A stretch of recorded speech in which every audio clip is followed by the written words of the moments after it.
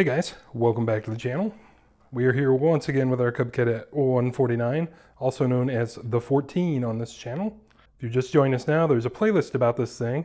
I'll link right up there for you and down in the description so you can get all caught up if you want.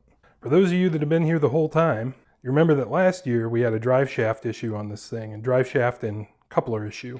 More specifically, an issue with one of these and one of these. So coupler, drive shaft. This video is not going to be about these things, but as you can see, they both came to me unpainted. Those of you that have been around Cub Cadet stuff for a while will recognize that this can of paint in my hand with the official Cub Cadet color is like 20 or 25 bucks. They're stupidly expensive. They always have been.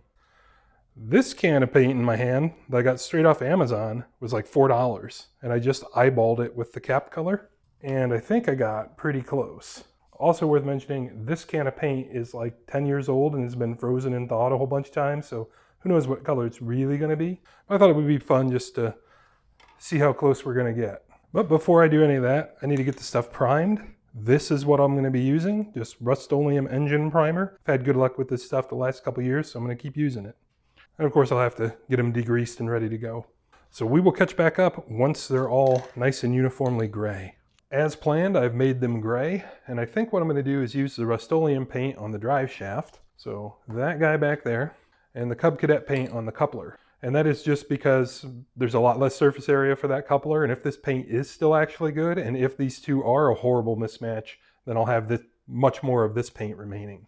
But since I don't want to overspray on one or the other, I'm going to go do this guy in a separate location. Here we are at our remote location. Let's get some color on it. That is going to be plenty for a first coat. This stuff doesn't want to spray super great.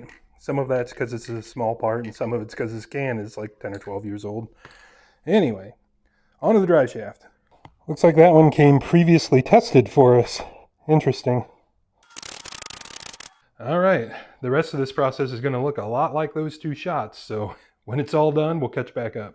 So right off the bat, you'll be able to tell these are not the same color. The camera's showing them about the way they look in reality too. Also, I'll put it out there before we go much further, that I really shouldn't have used a gray primer on these. This color is too light, especially the Cub Cadet color. These have a bunch of coats on them, by the way. Please ignore my runs and such. But especially the Cub Cadet color, for whatever reason, it seems like I could always see the primer through it, no matter how much I put on. I do understand that if you can see the color through it, then the color isn't being illustrated accurately, but I feel it would be the same issue with both of these, because I painted them both at the same time, they got the same number of coats, all that good stuff. Let's get them where we have a little bit better light and take a little better look. The better lighting is actually hurting my cause. It's so much better illuminated here, especially on the black background, that these on camera look more similar than they are. Both of these are so bright that as you shine more light at them, they just appear to become more and more the same color. Dim shop light seems to be the best. To illustrate reality anyway, this is pretty close. But the similarity in these colors actually brings up a point I wanted to make, is I think a guy could save a couple dollars if you wanted to do things like the inside of your frame rails and the inside of your fenders and stuff with the Rust-Oleum, or maybe even do an entire tractor with the Rust-Oleum and then just make a coat or two over the top of that with the Cub Cadet branded stuff just to get the shade a little closer. Because although these are close, I think one of these tractors would look super weird if you just did it in the Rust-Oleum color, even if you didn't put it next to another one that was painted the correct color. However, if you're just doing stuff like I am, where you've got brand new parts and you just don't want them to turn to rust and you don't want to paint them black, the Rust-Oleum is a good option. You know, very few people but you would ever know this drive shaft was the wrong color, even if you bothered to take the tonneau cover off and show them. Plus, who's really going to be able to say what the exact right color of a 50-year-old paint color is going to be when it's been set out in the sun and weathered and used for the last how many decades? To the camera, this and this seem closer than they really are.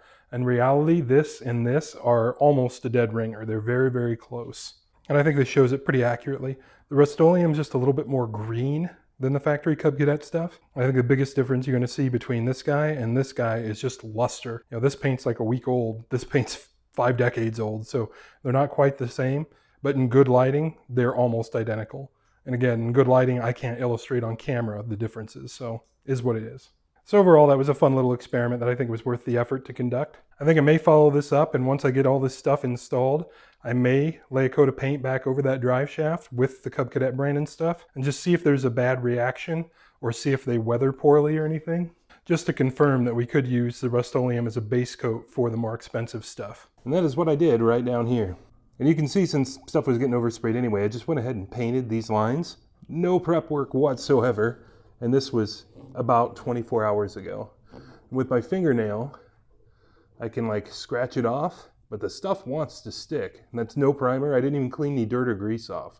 So before they looked just like this, and that paint's sticking pretty good. I did only paint like one side of that that's up, and I did run the tractor for a minute or so since then. And I think what we're looking at here is the old paint. See if I can roll that on over. Yep, right there's the line. I can see it very plainly. Right there is the division where the Cub Cadet paint starts. And I don't see any negative effects. Oh, looks good. And in fact, that's showing you a pretty accurate representation of the actual color difference too. You'll see why in the video where I install these parts, but long story short, I needed to take some paint off of each of them because the paint was taking up clearances and the stuff didn't fit together. And anecdotally, I'll tell you that the Cub Cadet paint is much more difficult to remove than the Rust-Oleum. About a week passed between when I did each of these things, so that could have had an impact on it. I don't know. So if you're going for, the outright best of the best, if I had to pick one, it would be this one for durability's sake. I had to take to that with acetone and a wire wheel to get the paint to start coming. This guy, I just basically touched with a little acetone and a razor blade and just started flaking off. In fact, it was difficult to get it to stop where I wanted to. That has kind of been more my experience with spray paint in general, so I didn't really think anything about it until I had to do it with this one. So, food for thought. So that's going to conclude our grand paint experiment. There'll be links for all this stuff down in the description, or at least as much of it as I can find. As always, guys, I appreciate you stopping in. We'll catch you on the next one. I'm Max, that's Saddington Bear, and we make videos like this all the time. Here are a couple links to some other videos we've made, and we really appreciate you guys stopping in.